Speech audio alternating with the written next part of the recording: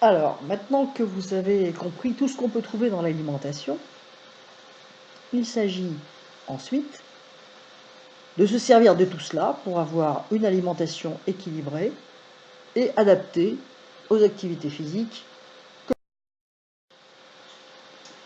Règle de base de l'alimentation, il est une nécessité de bien choisir son carburant alimentaire en qualité puis en quantité. La qualité est encore plus importante que la quantité.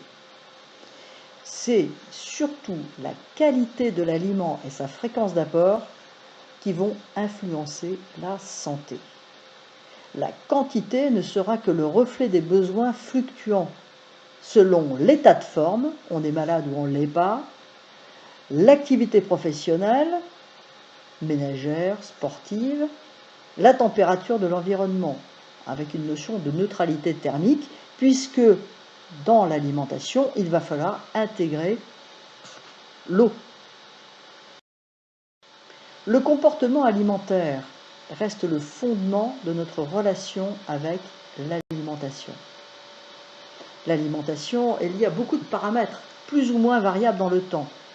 On varie son alimentation en fonction de son état psychologique, si on est en vacances ou qu'on est stressé par son boulot, son activité sportive, le temps qu'on a pour s'occuper de soi. Est-ce qu'on a le temps de cuisiner? Est-ce qu'on a le temps d'aller faire le marché? Est-ce qu'on a le temps de manger simplement des plateaux préparés? Est-ce qu'on mange le jour, la nuit, régulièrement ou pas? Bref, tout ceci influence sur notre alimentation. Certains facteurs favorisent particulièrement le déséquilibre du comportement alimentaire. Chaque aliment, denrée brute, a des vertus, excepté les produits transformés issus de l'industrie agroalimentaire, qui là ont peu de vertus et beaucoup de calories. Mais c'est la fréquence, et dans un second temps leur qualité et quantité, à laquelle sont présents dans notre alimentation certains éléments, qui fait que l'on consomme trop. On consomme trop de charcuterie, de viande rouge, de beurre, de graisse saturée, ou pas assez de légumes, de fruits, de poissons, de fibres, d'acides gras, d'oméga 3. Au fil du temps, ce déséquilibre entre la fréquence des bons aliments dans notre alimentation et le pas assez de bons favorise l'apparition de diverses pathologies comme le surpoids, le diabète, etc. Donc, le déséquilibre du comportement alimentaire avant la quantité et même avant la qualité. De multiples outils permettent de mesurer son IMC. Alors c'est rigolo ça, l'IMC, indice de masse corporelle. Bon, ça donne une petite idée de où on se situe. Les valeurs habituelles pour des gens d'un poids à peu près normal se situent entre 19 et 25. Au-delà, c'est le surpoids, et puis l'obésité, c'est plus de 30.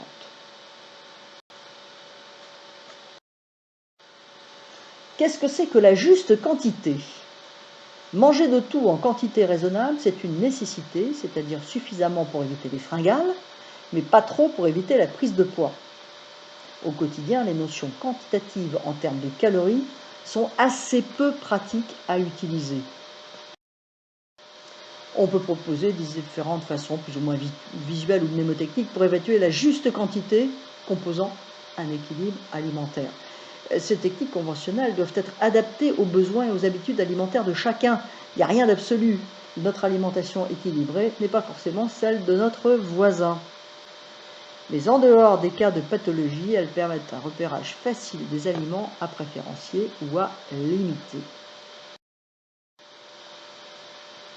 Alors, le concept de GPL 421, terme mnémotechnique pratique qui permet de se faire une idée approximative sur le nom de glucides G, protéines P et lipides L qu'il est nécessaire d'apporter à chaque repas. Donc c'est simple, G 4 parts, glucides, donc les sucres en premier, protéines P 2 parts, moitié de glucides, et lipides 1 part, c'est la recette du gâteau au yaourt. Donc GPL 421, G4, P2, L1. Ces proportions dans l'assiette doivent être modulées en fonction des besoins de l'activité sportive, par exemple. ou de l'activité ménagère, ou de la sédentarité, ou des pathologies. Alors là, vous voyez un exemple de proposition d'une répartition dans l'assiette pour un régime diabétique. Les légumes sont privilégiés et les céréales un petit peu diminuées. Féculents, 1 à 3 portions, 2 portions plus de variétés, etc. Vous voyez que dans tout ça, il nous faut du lait, des matières grasses et relativement peu de sucre. La pyramide alimentaire est un guide visuel qui se propose d'élaborer un régime omnivore équilibré. Omnivore, ça veut dire quoi? Que l'homme mange de tout. On n'est pas fait pour manger que de l'herbe, comme les vaches. On n'est pas fait pour manger que des fruits, comme les singes, etc. L'homme est un animal omnivore. Nous avons besoin de tout. Et je vous rappelle que nous avons des nutriments que nous ne savons pas fabriquer dans notre organisme. Il faut donc les trouver dans l'alimentation et en quantité suffisante. Cette aide graphique est conçue pour conduire le grand public à suivre les conseils diététiques proposés par un organisme ou une société qualifiée en matière de santé.